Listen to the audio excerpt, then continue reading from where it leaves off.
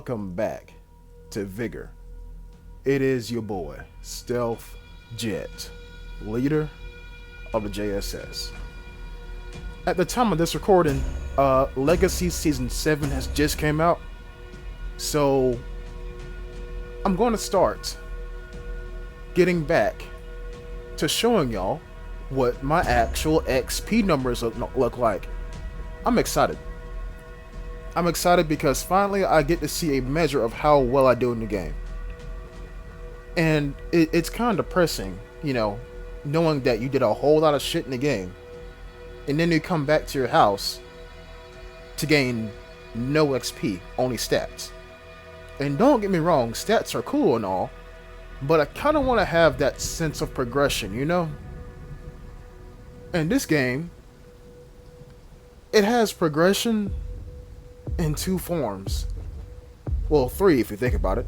You got your house, your shelter, and then you got the battle pass. And that's it. The third way is for you to set your own personal goal. And that's it, as far as I know. So that's why I enjoy seeing the really large numbers appear at the end of the game. You know what I'm saying?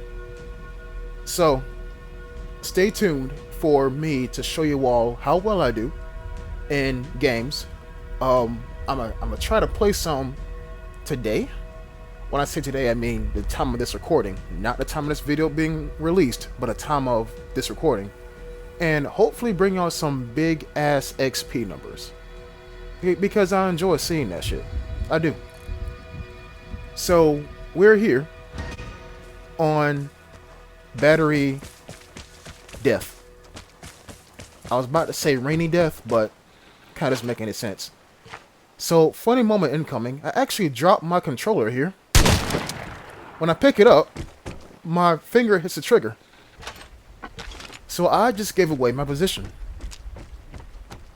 But if you're saying, Jet, it's only the beginning of the match, that shit don't matter. Oh, you must not have played this game long enough. One slip up can mean you're stalked for the entire game.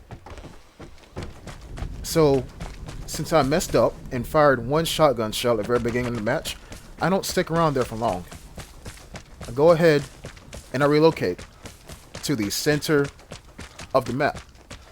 Well, I say center, the middle of the map, the middle area of the map. It's hard to spot people when it's raining.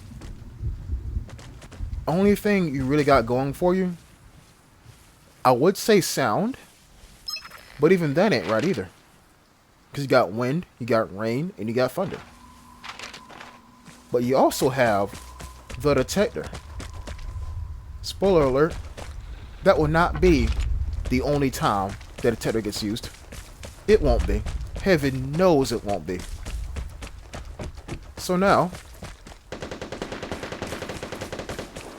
somebody with a Thompson kills somebody with a pistol. Is that a Thompson? It could be an A1. I'm not, no, not an LD5, but an AUR A1. I'm not really too sure about that. Then we hear what sounds to be a common shotgun go off twice. Okay, so let's assume for every two, that's a bugle.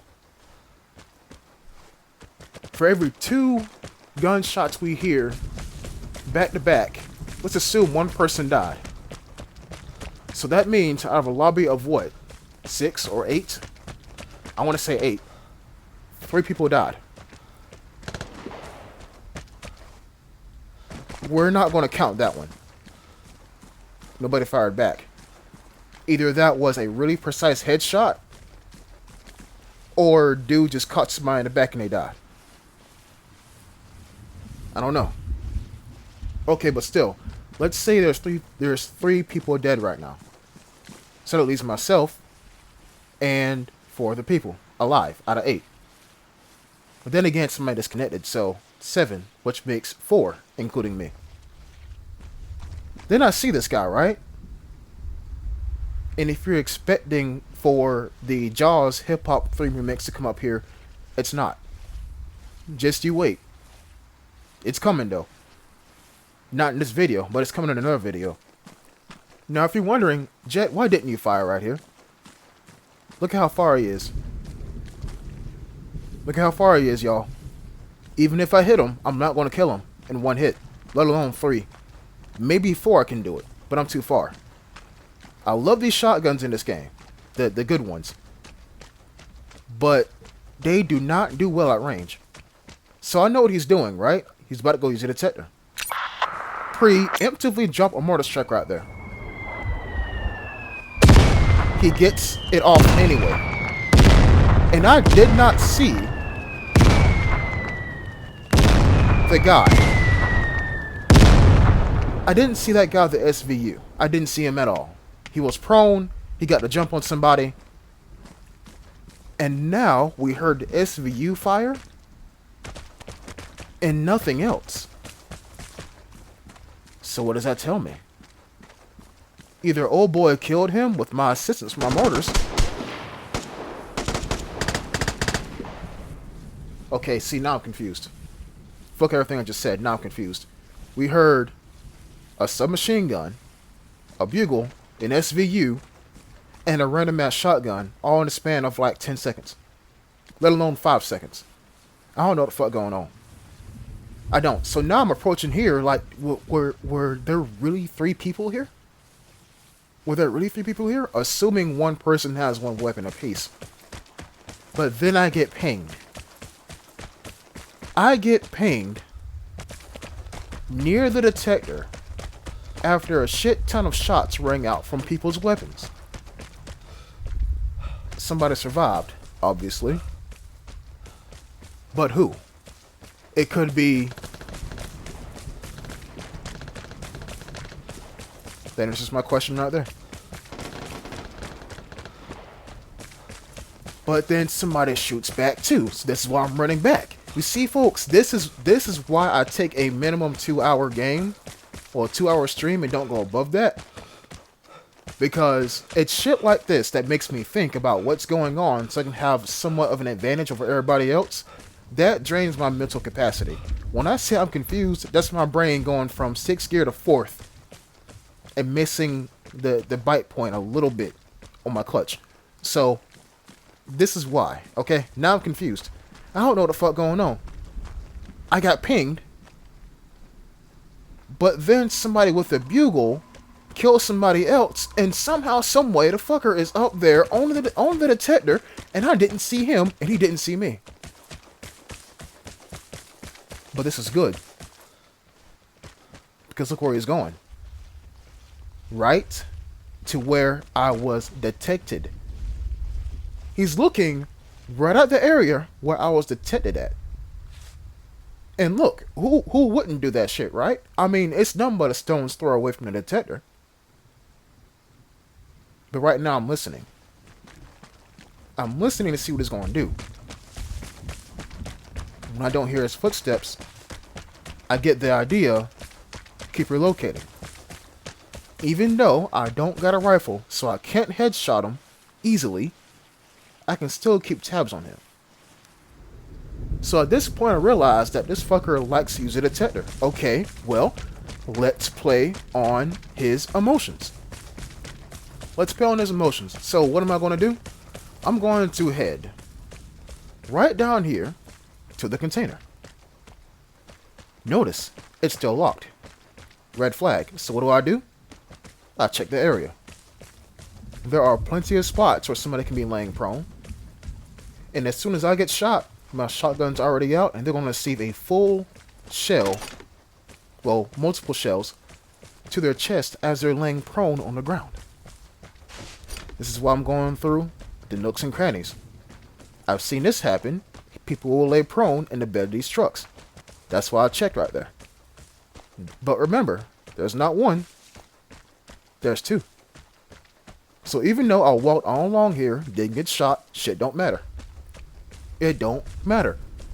I'm gonna check anyway. Check around this rock. Check that bush. Don't see shit. Check the bed of this truck. Don't see shit. Okay. Now, I feel relatively safe. I'm gonna go ahead and try to open up this container. And first padlock done. Now. Gotta be fucking kidding me.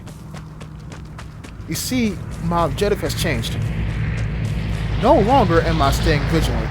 If this fucker is going up to that detector repeatedly, like as soon as it comes off cooldown, he must feel like he's safe, or he must know he's safe because he knows that no one else is around. But he put himself into a trap. If he takes the bait, and that bait was me going for the container, he's going to walk along here, walk along this ridge, notice the container is still locked, think that I'm still here, which is true, but now we're at an even playing field. We both know where each other are. Now it's a matter of who sees who first and who shoots first and who has the last laugh. So I'm watching over here because I'm expecting the dude to, I don't know, crest over this ridgeline and go prone and watch the container because he thinks I'm there still. Due to his past behaviors, he watches where I got detected and not the area near it. Plot twist.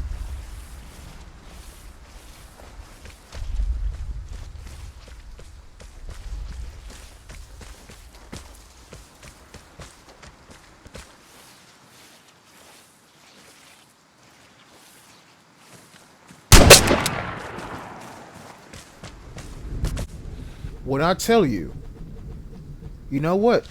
I'm gonna show you what I feel like. Gotcha, bitch. Yeah, that's exactly what I felt like. That is exactly what I felt like. Fuck these objectives. Like I said, if this guy were to hit, which he did, the detector repeatedly, without fear of anybody else around, that tells me that no one else is around. Now, just for the confirmation of my not fear but belief, I'm gonna hit the detector anyway. I'm going to. But wouldn't you know it, this guy had a sweat loadout. He had a Vigor and he had a SVU. Also, he had a Magnum on him as well, and another tiny pistol. This guy killed people. Did he have the SVU to begin with? I'm not really too sure. But sure enough, as I hit the detector, no one else is around. And so I'm gonna grab this airdrop. I'm gonna get the hell out of here.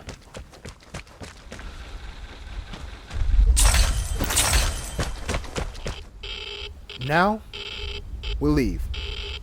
We leave and we go home knowing that we just used someone else's emotion and their tendency against them.